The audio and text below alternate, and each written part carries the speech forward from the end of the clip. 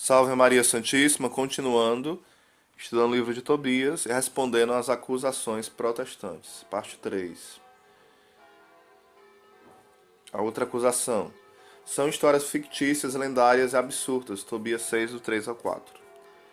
Antes de tudo, veremos o que diz a passagem acusada.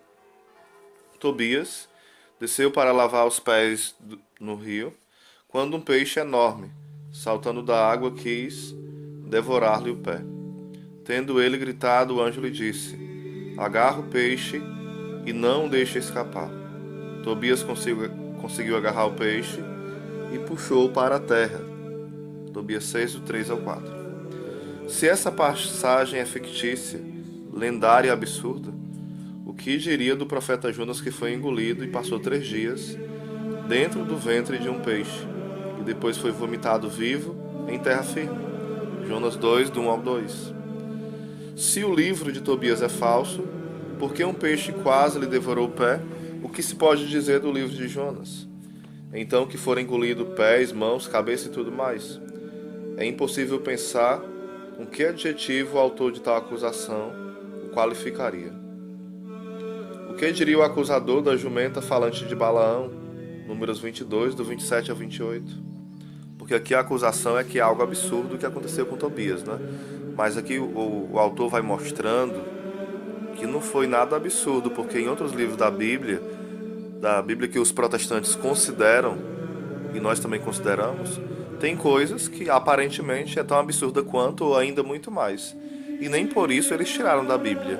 Então não vale essa acusação, porque senão teria que valer para outras passagens, a quais eles consideram como verdade. E não querem considerar essa por um argumento muito fraco.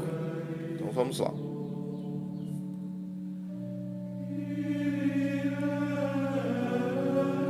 Os protestantes procurarão todas as respostas possíveis sobre a questão da jumenta que falou, né, e de Jonas. Tais, como Deus pode tudo, foi vontade de Deus, foi Deus quem falou.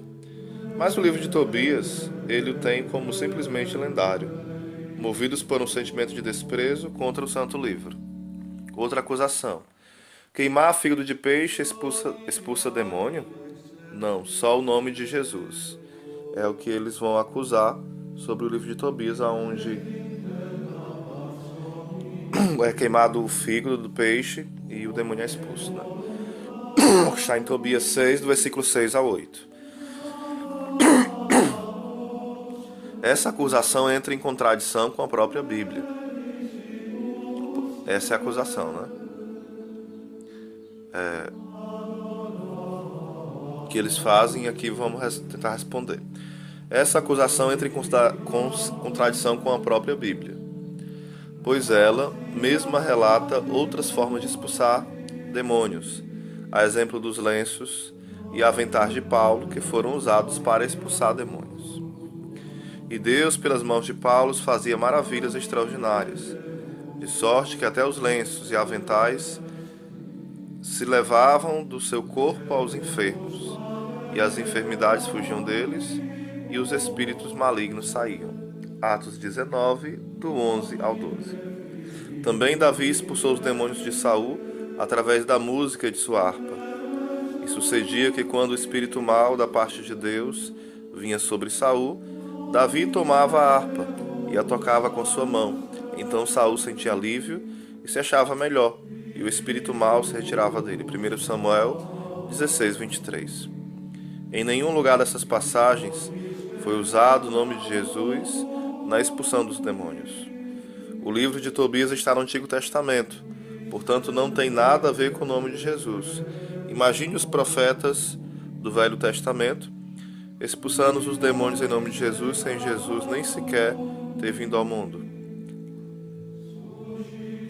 Ainda, né? E ter se dado conhecido aos homens.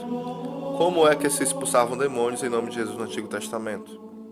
Além do mais, o livro não ensina que a queima do fígado de peixe expulsa demônios. O anjo respondeu-lhe: se puseres um pedaço do coração sobre brasas, a sua fumaça expulsará toda espécie de mau espírito, tanto do homem como da mulher, e impedirá que ele volte de novo a eles. Tobias 6:8. O que aconteceu posteriormente? Quando terminaram de comer e beber, quiseram dormir. Levaram o jovem e o acompanharam até o quarto. Tobias então lembrou-se das palavras de Rafael e retirou da sua bolsa o coração e o fígado do peixe e os colocou sobre as brasas do incenso.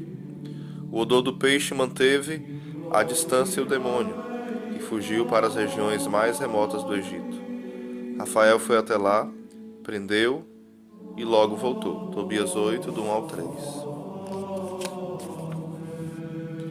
É simples notar que o odor do peixe fez o demônio fugir, evidentemente porque ele percebeu que era o anjo Rafael que lá estava e iria prendê-lo, e não porque o fígado do peixe o expulsaria.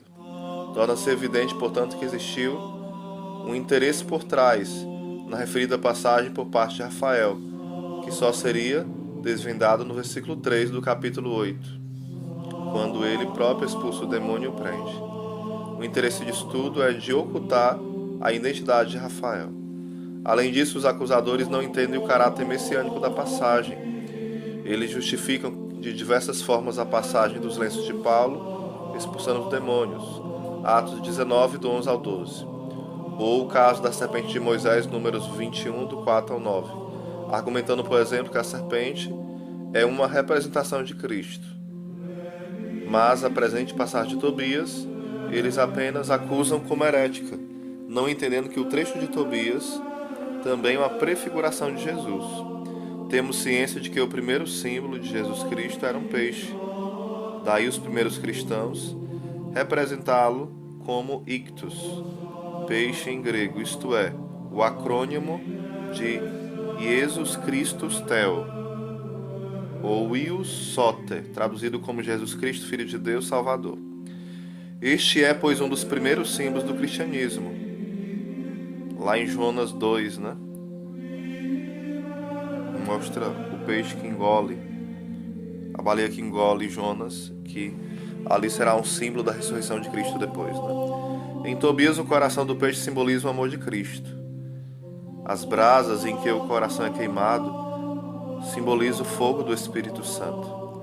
A fumaça que afugentou o demônio simboliza a fumaça do incenso com a qual o sumo sacerdote incensava a arca da antiga aliança, em Levítico 16:13, prefigurando assim a mediação de Cristo, o único sumo sacerdote da nova aliança em Hebreus 4:14, o qual incensa o altar celestial.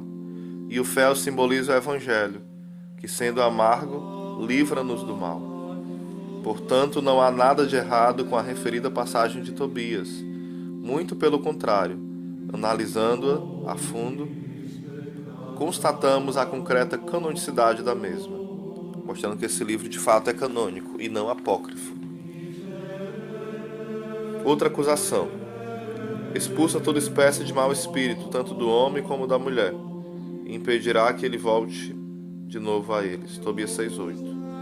Lembre-nos que o espírito maligno está impedido de voltar a eles. Porém, Jesus disse que o espírito maligno tanto pode voltar que o último estado do homem torna-se pior do que o primeiro. Lucas 11, do 24 ao 26. É evidente que o autor de tal estutice não se preocupou em entender o enredo e o porquê do anjo Rafael falar tais coisas. Como foi visto no item anterior, o anjo Rafael não estava de forma nenhuma ensinando uma maneira de expulsar demônios. Ele apenas cria uma situação para que sua identidade seja ocultada, mais uma vez, para que quando ele expulsasse o demônio, Tobias não percebesse que seria ele que iria expulsar.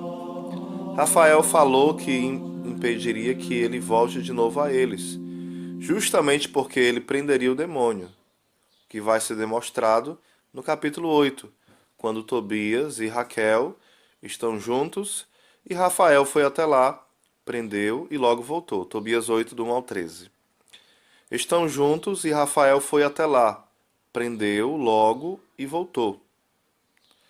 Logo ele não iria voltar, pois estaria preso. Em outras palavras, o homem e a mulher que Rafael menciona no capítulo 6 são justamente Tobias e Sara, e o demônio seria impedido de voltar porque ele o prenderia. Sintetizando, homem e mulher nos quais o demônio não voltaria, Tobias e Sara. Por que o demônio não voltaria? Porque Rafael o prendeu. Porque vemos que não há nenhuma contradição com as palavras de Jesus no Evangelho de Lucas, capítulo 11. E mesmo que realmente Rafael estivesse falando que o demônio estaria proibido de voltar a eles, em nada iria contradizer Jesus, pois ele mesmo diz. Jesus, vendo que a multidão concorria, repreendeu o espírito imundo, dizendo-lhe: espírito mudo e surdo, eu te ordeno, sai dele e não entre mais nele. Marcos 9, 25. Jesus está aqui proibindo o demônio de voltar, a mesma coisa que se dá no livro de Tobias. Se Tobias é falso, porque diz que o demônio estava proibido de retornar, então Marcos também o é, da mesma forma. Estaria Jesus contradizendo suas palavras? Marcos colocou palavras na boca de Jesus? Só Jesus pode falar que os demônios não podem voltar e Tobias não? Ou este é mais um argumento espúrio, sem nenhum sentido dos protestantes? Outra acusação. Narração de anjos mentindo. Será que os anjos de Deus mentem? Não. Isaías 68, 8 e Oséias 4, 2. E em Tobias 5, do 1 ao 9, o anjo mente, segundo os protestantes. Vamos responder a acusação. A passagem é essa. O anjo respondeu: que é que procuras? A raça do servo, ou o próprio servo, para acompanhar teu filho? Mas para tranquilizar-se, eu sou Azarias, filho do grande Ananias.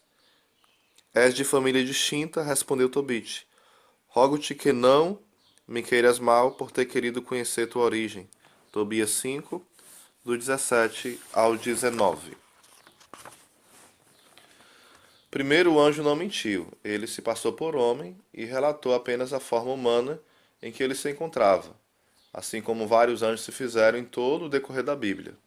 Isso é constatado, por exemplo, no caso de Ló, quando os anjos se passam por homens, Gênesis 19, do 1 ao 3, ou no livro de Juízes, capítulo 6, do versículo 20 ao 22, onde o anjo finge ser um homem, e somente quando ele desaparece é que Gideão percebe que se trata de um anjo do Senhor. Segundo, o nome fornecido por Rafael ao pai de Tobias era exatamente o nome demonstrativo de sua qualidade. Azarias significa o Senhor ajudou, porque ele foi enviado pelo Senhor Deus Pai para assim ajudar Tobias em sua missão. Ananias significa o Senhor tem sido misericordioso por atender ao pedido de Tobit, pai de Tobias. Posteriormente, o próprio Rafael revela sua real identidade para assim mostrar quais eram os planos de Deus. Em Tobias 12, o versículo 11, do 13 ao 15. Se o disfarce de Rafael for um critério para a sua exclusão da lista dos livros sagrados, porque o seu relato seria uma mentira, então teremos que excluir vários outros livros da Bíblia, como por exemplo o livro de 1 Reis, do capítulo 22, versículo 21 ao 23. Aqui o próprio Deus manda espíritos de mentira na boca dos profetas. Será que 1 Reis também não é canônico porque Deus coloca espíritos de mentiras nos profetas? Os grandes patriarcas também mentiram e não foram julgados por isso. Antes, o propósito com que a mentira deles foi dita é o que torna legítima a ação, ou seja, o que importa para Deus é a intenção, o propósito da ação. Abraão mentiu dizendo que sua mulher Sara era sua irmã, para livrar sua pele. Gênesis 22. Gênesis 20, versículo 2. Jacó se passou por Esaú como primogênito, e mesmo assim foi abençoado por Deus. Em Gênesis 27, versículo 19. Deus beneficiou as parteiras que mentiram ao faraó para proteger Moisés. Êxodo 1, do versículo 15 ao 21. A prostituta Raabe mentiu para os homens do rei de Jericó, para proteger os espiões israelitas. Josué, capítulo 2, versículo do 1 ao 6. Eliseu mentiu para os sírios, guiando-os para Samaria. Segundo Reis, capítulo 6, do versículo 8 ao 23. Geel mentiu para emboscar e matar os adoradores de Baal. Segundo Reis, capítulo 10, do versículo 18 ao 28. Sansão mente 3 vezes a Dalila. Juízes 14, versículo 9. Juízes 16, do versículo 4 ao 21. Não é encontrada em parte alguma da Bíblia condenando ou criticando Raabe, Eliseu, Ogel, Sansão, Abraão, Jacó ou qualquer outro personagem citado acima por terem mentido. Ao contrário, ao lermos esses relatos bíblicos, torna-se claro que eles fizeram o que era certo aos olhos de Deus. Aliás, vemos em Tiago 2, versículo 25, e Hebreus 11, versículo 31, a atitude da prostituta Raabe sendo citada como bom exemplo.